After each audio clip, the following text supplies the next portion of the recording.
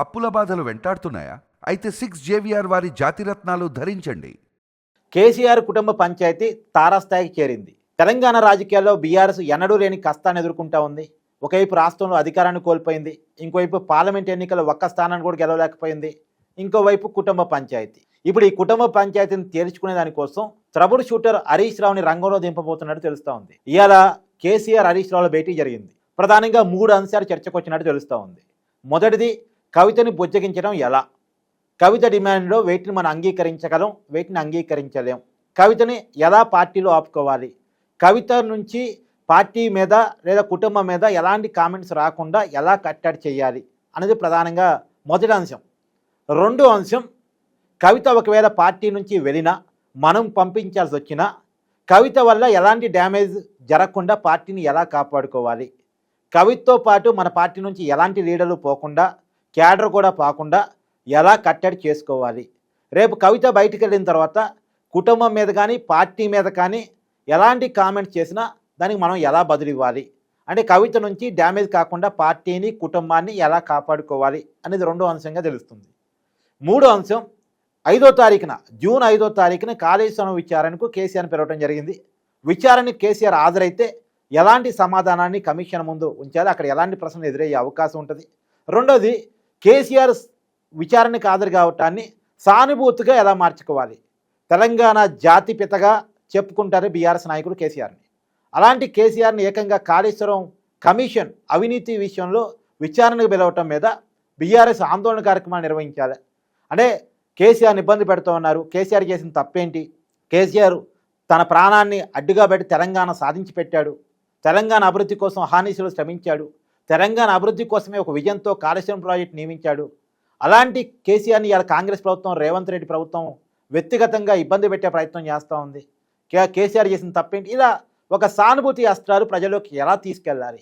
కేసీఆర్ విచారణకి హాజరు కావటాన్ని, కేసీఆర్ని విచారణకి పిలవటాన్ని సానుభూతిగా బీఆర్ఎస్ పార్టీ ఎలా మర్చుకోవాలి అనే దాని మీద కూడా చర్చ నడుస్తున్నట్టు తెలుస్తూ ఉంది. ఈ ప్రధానంగా ఈ 3 అంశాల మీద చర్చ జరిగినట్టు తెలుస్తూ ఉంది. ఇప్పుడు ట్రబుల్ షూటర్ హరీష్ రావు ద్వారా కవితతో చర్చలు జరపాలి, కవితని మొదటి విషయంగా కొంత బుజ్జగించే ప్రయత్నం చేయాలి. కొంత ఇంతకుముందే కవితతో అనేక రకాల చర్చలు జరిగినాయి. అయితే కవితను కేసీఆర్ డైరెక్ట్గా కలవడానికి ఇష్టపడట్లేదు అనేది మనకు తెలుస్తూ ఉంది.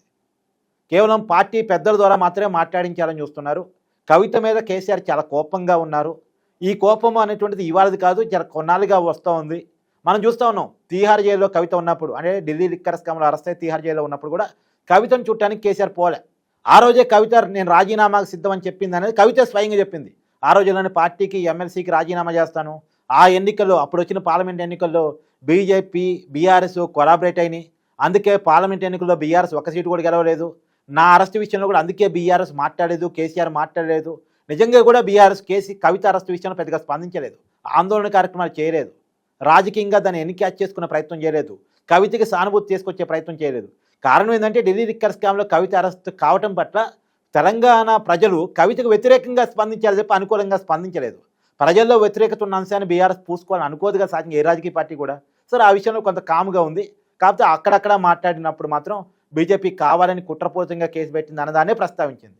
అయితే కవిత ప్రధానంగా ప్రస్తావించేది నన్ను అరెస్ట్ చేసిన బీజేపీతో మీకెందుకు టైప్ అనేటువంటి విషయాన్ని ప్రస్తావిస్తూ ఉంది. నిజానికి బీజేపీతో పొత్తు పెట్టుకోవాలని గతంలో అంటే 2019 ఎన్నికల కంటే ముందు కేసీఆర్ ముందు ప్రపోజల్ చేసిపోయిందే కవిత అన్నట్టు ఇప్పుడు బీఆర్ఎస్ వర్గాలు చెప్తా ఉన్నాయి. ఏది ఏమైనా మొత్తంగా చూసినప్పుడు కేసీఆర్ కుటుంబ పంచాయతీ తారాస్థాయికి పోయింది. ఇప్పుడు కవిత రాజీనామా చేయకుండా లేదా కవితను పార్టీ సస్పెండ్ చేసే అవసరం రాకుండా కాపాడుకోవటం ఎలా? First point.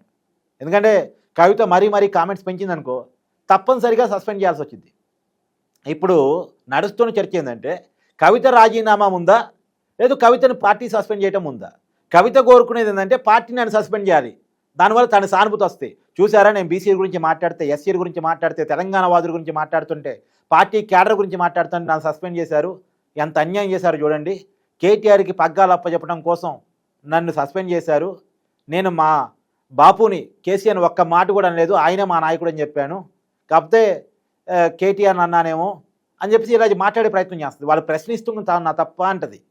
కానీ పార్టీ ఏం భావిస్తుంది, కేసీఆర్ ఏం భావిస్తున్నారు, కేటీఆర్ ఏం భావిస్తున్నాడు, బీఆర్ఎస్ పార్టీ ఏం భావిస్తుందంటే మనం సస్పెండ్ చేయకుండా కవితనే రాజీనామా చేస్తే బాగున్నారు వాళ్ళు కోరుకుంటున్నారు. ఎందుకంటే పార్టీకి డ్యామేజ్ జరగదు కదా. సో వీళ్ళు అంటే కవిత రాజీనామా చేయటమో వాళ్ళు సస్పెండ్ చేయటం అనేది ఇప్పుడు సస్పెన్స్గా మారింది. ఏది ముందు అనేటువంటిది, కోడి ముందా గుడ్డి ముందా అన్నట్టు ఉంది వ్యవహారం. సరే, కాబట్టి ఏదేమైనా త్రపుడు షూటర్ హరీష్ రావుకి మంచి ఫాలోయింగ్ ఉంది. హరీష్ రావు చాలా విషయాలను చక్కబెట్టినటువంటి వ్యక్తి. బీఆర్ఎస్ అనేక కష్టాల్లో ఉన్నప్పుడు ఆ కష్టాలని తీర్చడానికి తనదైన కృషి చేసినటువంటి వ్యక్తి హరీష్ రావు. ఎందుకంటే అనేక ఎన్నికల్లో బీఆర్ఎస్కి ఓటమి ఎదురవుతుంది అనుకున్న సమయాల్లో కూడా హరీష్ రావు రంగంలో దిగి పార్టీని గెలిపించిన సందర్భాలు అనేక ఉన్నాయి. ఇప్పుడు అదే హరీష్ రావుని, అందుకే అతను ట్రబుల్ షూటర్ అంటారు. ఇప్పుడు ఎగ్జాంపుల్, ఇప్పుడు ముఖ్యమంత్రిగా ఉన్న రేవంత్ రెడ్డిని కూడా 2018 అసెంబ్లీ ఎన్నికల్లో ఎట్టి పరిస్థితుల్లో రేవంత్ రెడ్డిని ఓడించాలని బీఆర్ఎస్ ఆ రోజు అనుకుంటే, అసెంబ్లీకి రాకుండా చేయాలనుకుంటే హరీష్ రావే కొడంగల్ పోయి పనిచేసి రేవంత్ రెడ్డిని ఓడించి వచ్చాడు. సో హరీష్ రావు మీద చాలా మంచి గురుంది పార్టీకి, అందులోనూ తెలంగాణ సమాజం కొంత మాస్ లీడరు. ఇప్పుడు సహజంగా కేసీఆర్ కానీ బీఆర్ఎస్ కానీ భావించేది ఏంది, కేటీఆర్ చేతికి పార్టీ పగ్గాలు అప్పచెప్తే, పార్టీ అధ్యక్ష బాధ్యతలు అప్పచెప్తే సహజంగా ఇబ్బంది హరీష్ రావు నుంచి ఉంటుంది అనుకుంటారు. అందుకని హరీష్ రావుని కామ్ చేశారు. హరీష్ రావుకి ఎల్ఓపి ఇస్తానని హామీ ఇచ్చినట్టు తెలుస్తూ ఉంది. ఇప్పుడు హరీష్ రావుకి ఎల్ఓపి, కేటీఆర్కి పార్టీ అధ్యక్ష బాధ్యతలు ఇస్తే నా పరిస్థితి ఏంటి అనేది కవిత ఆర్గ్యుమెంట్. నాకు వర్కింగ్ ప్రెసిడెంట్ కావాలని, అలా ఇచ్చే అవకాశం లేదు అనేటువంటిది బీఆర్ఎస్ పార్టీ చెప్తున్నమాట. సరే, కాబట్టి ఎనీవే ఏదైనా ఆస్తుల పంచాయతీయో పదవుల పంచాయతీయో మొత్తం మీద కుటుంబంలో పెద్ద ఎత్తున నడుస్తూ ఉంది. ఇప్పుడు ఈ విషయాన్ని హరీష్ రావు చక్కబెడతారా? చక్కబెట్టడం రెండు రకాలు. కవితని బుజ్జగించడం ఒక రకం, కవితని మోటివేట్ చేయడం రెండో రకం. అంటే నువ్వు బయటికి పోయినా చేయగలిగేది లేదు.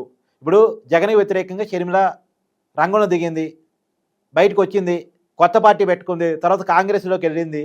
అంతగా ఆమె చేయగలిగింది ఏంది? జగన్ను ఓడించగలిగిందేమో. షర్మిల ఏమి రాజకీయంగా ఎదగలేకపోయింది కదా. షర్మిలకి ఎంపీ కాలేదు, షర్మిల ఏమి ఎమ్మెల్యే కాలేదు, షర్మిలకేమి ఎమ్మెల్యే సీట్లు సాధించుకోలేకపోయింది.